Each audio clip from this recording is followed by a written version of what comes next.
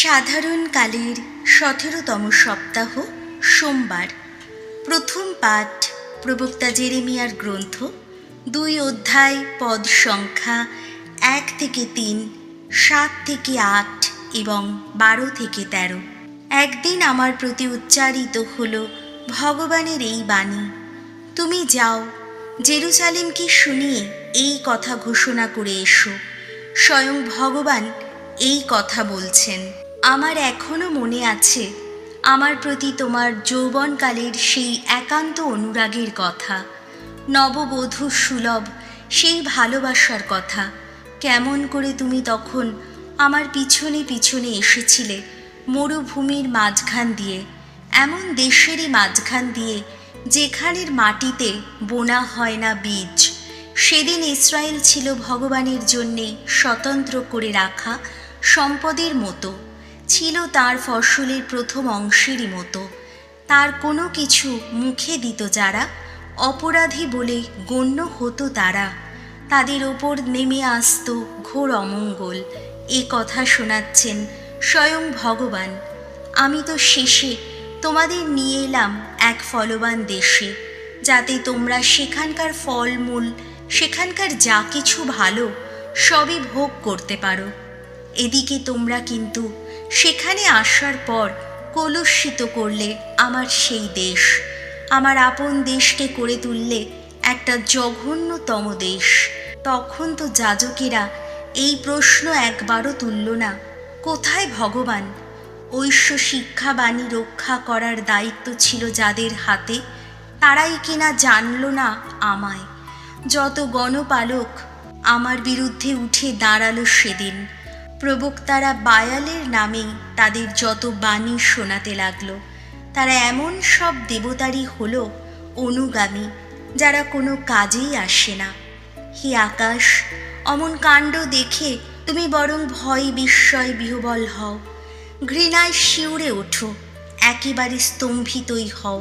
এ কথা শোনাচ্ছেন স্বয়ং ভগবান। আমার জাতির মানুষেরা এই দুটি অন্যায় করেছে।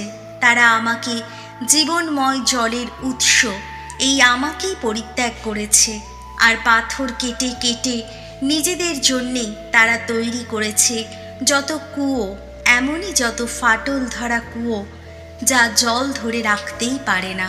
প্রভুর বাণী, শাম সঙ্গীত ধুয়ো। তোমারই মধ্যে রয়েছে প্রভু জীবন উৎস ধারা। ওগো ভগবান, তোমার করুণা সে যেন আকাশ ছোঁয়া। আহা, তোমার বিশ্বস্ততা মেঘলোক প্রসারিত। মহান তোমার ধর্মময়তা যেন তুঙ্গগিরির মতো, গভীর তোমার বিচার বোধ যেন মহা অতলের মতো। ধুয়ো। তোমারই মধ্যে রয়েছে প্রভু জীবন উৎস ধারা। ওগো ঈশ্বর, তোমার করুণা আহা কি মূল্যবান। মানুষ তোমার পক্ষ ছায়ে তাই তো নেয় শরণ। তোমার গৃহের প্রচুর অন্নে তৃপ্ত তাদের প্রাণ। তোমার অমৃত ধারায় তাদের তৃষ্ণা মেটাও তুমি। ধুয়ো। তোমারই মধ্যে রয়েছে প্রভু জীবন উৎস ধারা। তোমারই মধ্যে রয়েছে জানি জীবন উৎস ধারা। তোমারই আলোয় আমরা যে দেখি আলো। তোমাকে যারা অন্তর দিয়ে মানে, ওগো তাদের প্রতি তোমার করুণা রেখো চির অম্লান। সত্য প্রাণ যারা, তাদের সবার প্রতি হয়ে থেকো তুমি সদা ধর্মময়। ধুয়ো। তোমারই মধ্যে রয়েছে প্রভু জীবন উৎস ধারা। বাণী বন্দনা। জয় জয় প্রভুর জয়, জয় জয় প্রভুর জয়, জয় জয় প্রভুর জয়। হে পিতা, তোমায় বন্দনা করি আমি। ঐশ্য রাজ্যের মর্মবাণী প্রকাশ করেছ তুমি। শিশুর মতো সরল হৃদয় যার, সেই মানুষেরই কাছে। জয় জয় প্রভুর জয়, জয় জয় প্রভুর জয়, জয় জয় প্রভুর জয়। মথি রচিত মঙ্গল সমাচার 13 অধ্যায়, পদ সংখ্যা 10 থেকে 17।